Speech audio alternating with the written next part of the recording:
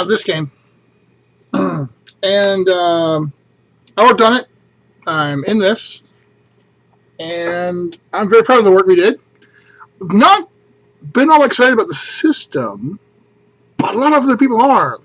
Like Rob Davis and Rob's game group. They're really excited about this game. And I've been hearing more and more people get excited about it.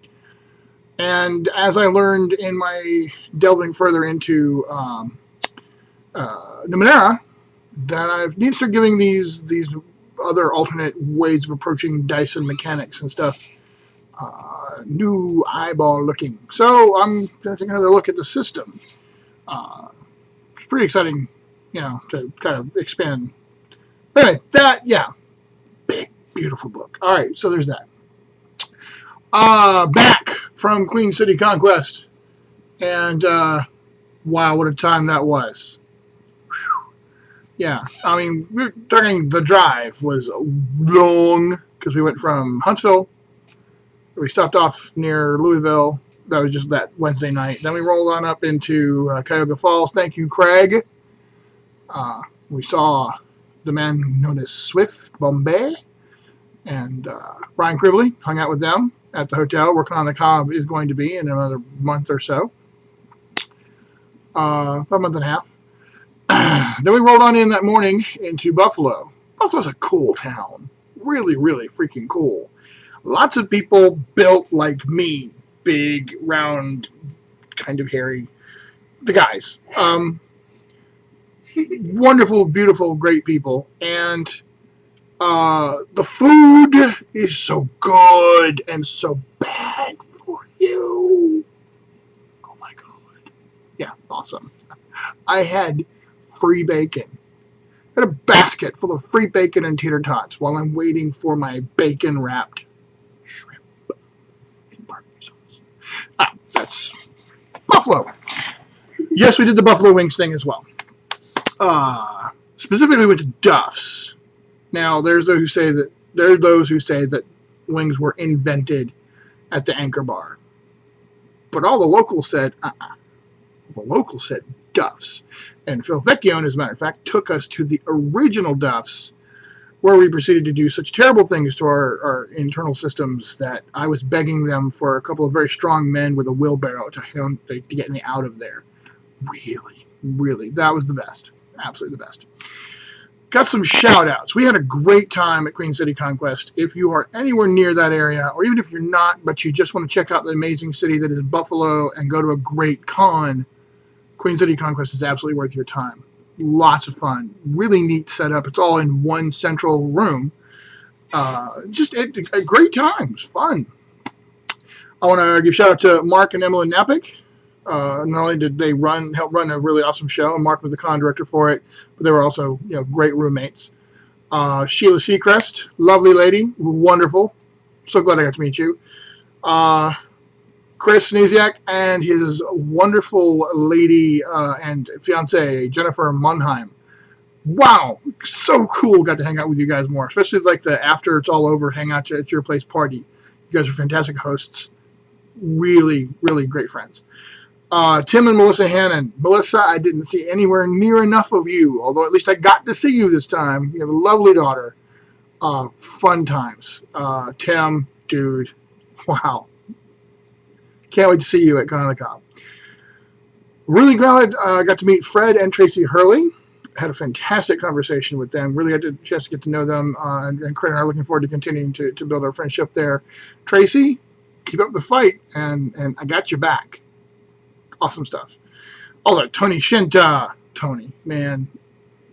I'm just going to leave it there. Tom Mazuski, Phil Vecchione, Garrett Crow, Ruben Rivera, Jerry Carl, that kills people. Drew, so damn many others. Wow, I'm sorry, just too many. The folks who are from the Rangers of Terry who were able to make it, Father Tom and your family, wonderful to meet you. And the guy who played Kerberos, who off the top of my head I don't remember, but the cool Brinchy adept, Brinchy's not very bright, but the player writing all the notes, and you get the final kill on the guy, and it was a great honoring of Brand the Paladin and Bill Keane. That's just special stuff. All right, so all the shout-outs, great time. Hope to go back. MACE. We're definitely committed to MACE. Now, you guys already know we're going to Con the Cob.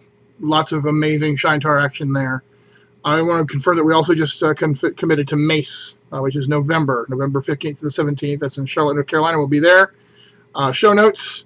We'll have a link to the specific games that I'm going to be running at the thing. But I'm going to tell you Friday 8 to midnight, Saturday 1:30 to 5:30 p.m., and Sunday 9 a.m. to 1 p.m. Just going to give that out there right now. And that's not counting if they do a Savage Saturday night. All right. Quick diversion. I'll be looking off over here because I have it up on the screen over here. I want to share with you a couple of things. In the show notes, you're going to see a link to something that takes you to a site called Destroy of Ardor, where some new D&D class motivational posters that are so freaking cool. Thanks to Sooz for this. I'm just going to open up like the first 3 or 4 of them. Monk. I do not study the divine to imitate what they do. I study the divine to imitate what they are.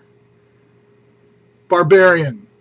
You know nothing of passion. When your rage can sunder mountains, you may speak to me of passion. Bard. Words carry weight. Mine far more so than yours. And then finally, I'm just ending with Cleric. But there's a bunch more on here, okay? Cleric. I come bearing the word of my God. That word is begone. So anyway, that's totally worth your time. You should go check it out. Show notes below. Alrighty then.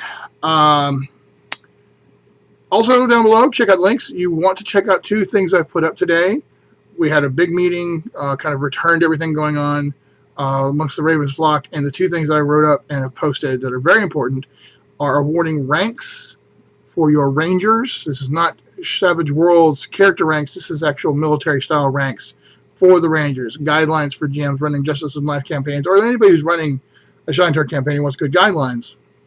They're there for you to award the appropriate ranks to your Rangers. As well, guidelines for GMs to award Chosen of the Horn. This gets into exactly, who is Salasia, the Silver Unicorn? Why is she doing this? She's building an army. And so she's not able to build an army like there's just massive forces, because she's giving up a tiny piece of herself for each and every person she grants these gifts to. She's being very selective. This is very about quality over quantity. So, for example, one of the things I described in there is a discussion that an inexperienced but highly dedicated and committed brand new, novice character who's going to really dedicate himself to her needs and the needs of Shaintar is far more valuable to her than 100 seasoned mercenaries who are basically very selfish in their motivation. So there's a lot of really great guidelines there for GMs who want to know better what constitutes a good opportunity and a good time to award Chosen of the Horn. There's like a checklist of a whole bunch of things, and if you can say yes to a good number of them, more of those you say yes to, the more likely you should award Chosen of the Horn to either the individual or a small group of them or all your players. We're going to start doing a new thing, not tonight, but in the coming Big Irish vlogs and in other vlogs done by Ravens Flock. You're going to start seeing some things posted by other Ravens Flock people.